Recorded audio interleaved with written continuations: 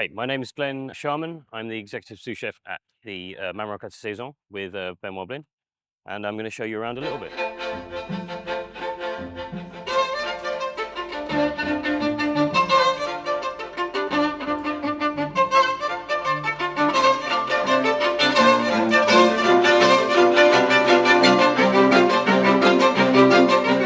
My inspiration to become a chef was probably my parents. They both cooked loads of food at home, always was like fresh food. I thought it was normal until I went to school, and then you get school dinners and I'm like, well, what's this? This is not normal. Dad used to cook, so my work ethic comes from my dad and stuff like that, who was just like a workhorse, so I've always been like that.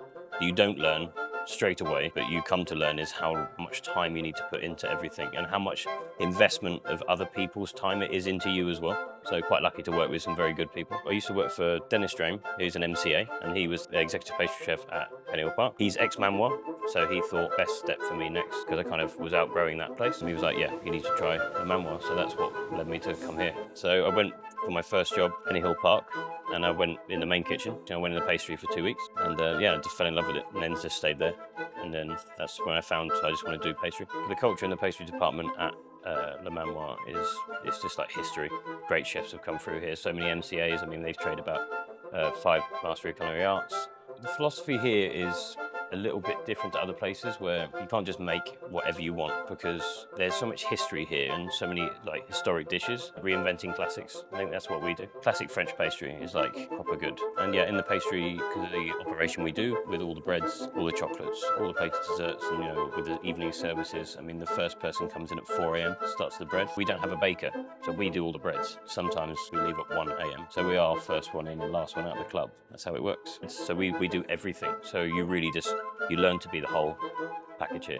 So you can have up to 120 covers of service at a push. That's when we're full. It's a little bit easier when we're not too full. So dish I'll be doing for you now is the classic of the Manoir and of Raymond and Benoit. It's a pistachio soufflé with bitter chocolate sorbet. We've got some macaroons that go inside for some texture, and also a little bit of 100% pistachio paste we make. And yeah, we'll do it for you now. Okay, so I'm just putting the egg whites onto whisk. So just slowly add some sugar into the whites as they're whipping. Okay, so very important now to have your whites whipped nicely, firm enough. And we're going to whisk it through the base just to let the base down. We're going to return all the base back to the whites. So this has got pistachio paste, creme pâtissière, carefully keeping that air nicely inside as well. And we want to stir until that meringue starts to get that shine back. There's a bit of the 100% pistachio paste, just to kind of make almost like a mini macaroon and to really intensify pistachio inside.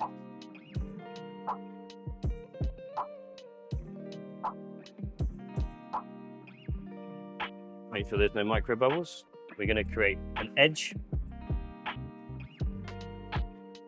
Snowing. Topped with some pistachios that have been dressed in a bit of kirsch and then rolled in sugar to give them a little candied effect. Now we're going to bake them in the fan oven at 170 degrees for about 7 minutes. So now I'm going to turn them halfway just by moving them 180 and a further 3 minutes. So now we've got the bitter chocolate sorbet. We serve this table side normally.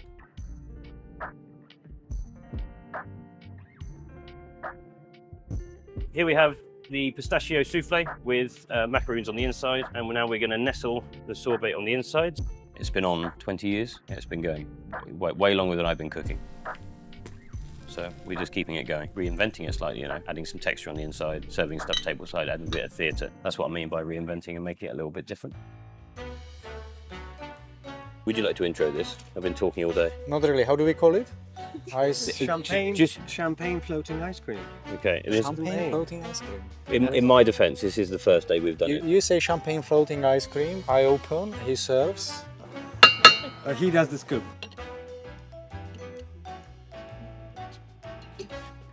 Okay. Strawberry. So I'll do the strawberry because actually it's raspberry because I'm very sweet. And I like it sparkling. And that's a welcome to the Manoir. And voila. Is that as good as you thought it was going to look? Well, I thought it was amazing. No, because Yeah. Then obviously a celebration of spring is the theme on strawberry. Textures of strawberries is every which way of strawberry you can do. So we're about to make the strawberry marshmallow we use for the strawberry theme. It's actually an eggless marshmallow. So we're using a little bit of gelatin cooked with a syrup to trap all that air in. So this makes it good for pescatarian people, and it's great because it's eggless as well. A bit of strawberry puree and a bit of glucose. So we're going to cook this to 110 degrees. Normally you don't whisk any sugar syrups at all, but this one you can. There's so much sugar in there.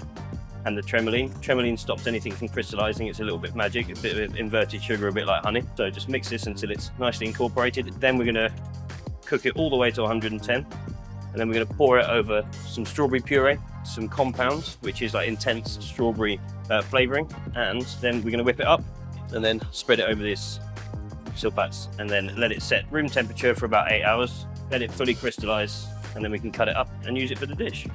Okay, so moving on, we're going to do the strawberry twirl now for the top of the strawberry theme, which is a cute little rectangle.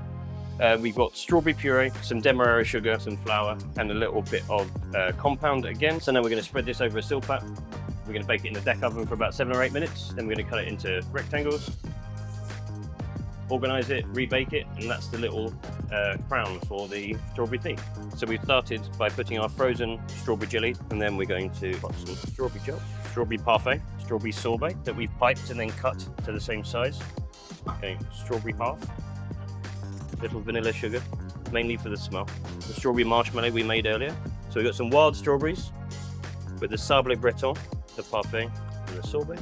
Gary gets strawberries, strawberry coulis, with all the trim of the strawberry when we do the dice, so nothing's wasted. Then we have the Kirsch Sabayon, and last but not least, we have the strawberry twirl we demoed earlier. And there we have the theme on strawberry.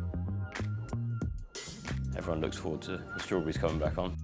So I trained for 4 weeks for the selection of the UK Pastry Open. I went to a course at the Taste Lab, and my old chef Dennis is now he runs the courses there. And he was like, you should do the selection next month for the 3rd candidate. And I was like, yeah, all right. And then called me back next week and he was like, go on, just do the sugar, do the sugar. We're gonna do a little bit of artistic sugar. This isn't obviously edible, even though it is all sugar, so you can eat it, but it's more for visual, for showpieces and for stuff like that. Getting really into sugar for the UK Open just before the World Cup. Started training until like 4 AM, doing all these crazy things, training with some really good sugar guys in London, doing some courses with some MOFs from France, and then this just practice. This is like one of the hardest ones to practice. It's literally, I was doing till 4 AM for a month, and then for years. It takes a long time, many hours and losing thumbs. Okay, next we're gonna do the raspberry and Sakura dish with vanilla. Same flavor profile I did for the World Cup, but slightly broken down, slightly minimal. It's what we serve at the moment for our pre-dessert.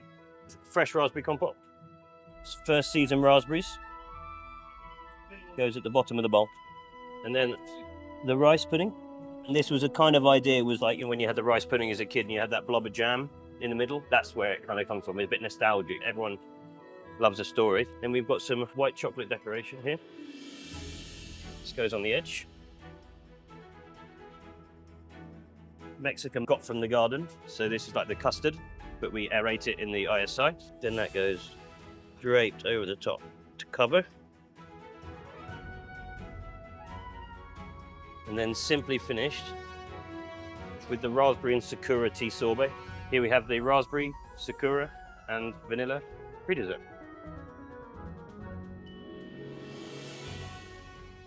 Well, we've got garden to plate, which we do anyway, which is great. We've actually got the orchard that we utilise like year round for whether it be juices or using the apples in rooms or using them in dishes. Do you know what? I'm going to get a gardener. My name is Adam. I'm one of the gardeners here at Le Manoir. So I work on obviously the vegetable garden that we have around here, but also the herb garden out in the orchard from time to time, and also the grounds maintenance as well. In the gardens we try and grow around 150 different varieties of produce throughout the year. Just a quick one from me is the one we used earlier on the raspberry and Sakura dish, Mexican marigold. economically for us, it makes a lot more sense to grow everything on site as well rather than ordering it in. Raised beds in here, which means we can sort of manipulate the soil a little bit more so we can grow more interesting varieties. We don't have to worry about as many pests or disease coming in. And then we can have our hanging baskets of nasturtiums as well. So it's a very versatile tunnel now. This is the one we use in pastry. It's a purple oxalis, super edible, super lovely, and they taste exactly like, for me, green apple. So this is like our garden alternative to the cookery school. Over the course of a year, we will try and run around 80 courses in the garden school here. We also like to try and use this as a showcase for different bits of produce. So we have our society garlic in here.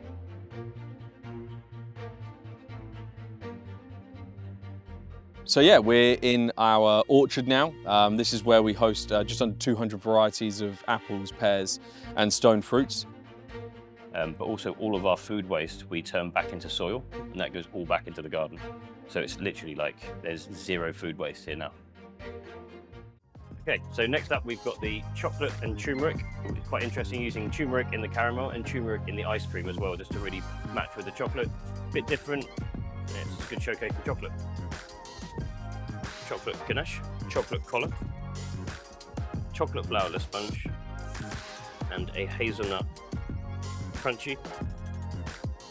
Something a bit more modern that we've been doing recently is that the textures of chocolate and turmeric with caramel espuma. I mean, it's a little bit different, you know, but not a lot of people use turmeric inside pastry. It's a little bit of a different flavour, especially for the Manoir, which is a bit more of a classically trained house. Turmeric ice cream. Chocolate grey nougaty. There you have the textures of chocolate, caramel and turmeric.